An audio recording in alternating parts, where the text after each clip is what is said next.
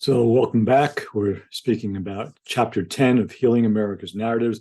And specifically, in this episode, we're going to just speak to some of the specifics of what the 45th president said in the early days of the COVID-19 pandemic, when he knew that it was could be passed airborne, and that he knew that it could be 5 times more lethal than the flu.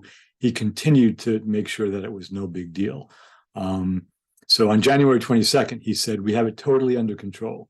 It's one person coming in from China, and we have it under control. It's going to be just fine." That's a quote. All right. He also added, "We do have a plan, and we think it's going to be handled very well. We've already handled it very well. We're in very good shape, and I think China's in very good shape also." That was in January.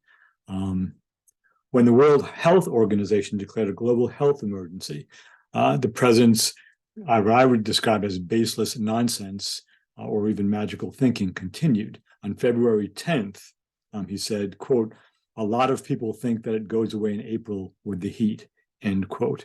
On February 25th, 2020, the director of the CDC's National Center for Immunization and Respiratory Diseases announced that the coronavirus spread in the U.S. was inevitable, and that, quote, "It's not a question of if, but rather a question of when and how many people in this country will have severe illness." Again, that's February 25th. On the very next day, Donald Trump said, quote, "When you have 15 people and the 15 people within a couple of days is going to be down to close to zero, that's a pretty good job we've done," end quote. 2 days later, at a rally in South Carolina, he accused the Democrats of, quote, "politicizing the coronavirus," end quote, insisting that, quote, "they have no clue, and that, quote, this is their new hoax," end quote. So these types of denials and delusional utterings continued.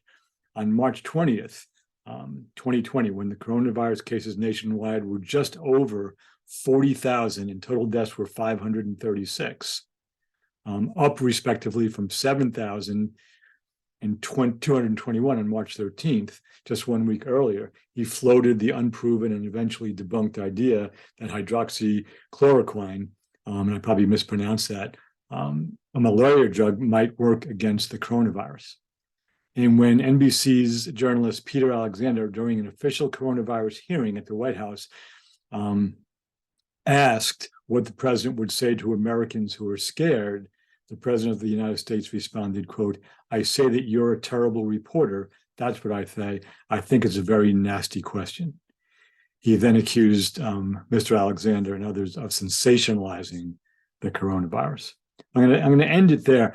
There are virtually countless other examples of nonsense that he said as the president of the United States, arguably the person with the most authority over money and guns and even high-end medicine in the world. And he just continued to utter nonsense about the coronavirus, minimizing it. And when he asked about that, he said he didn't want people to panic. But as hundreds and then thousands of people were dying,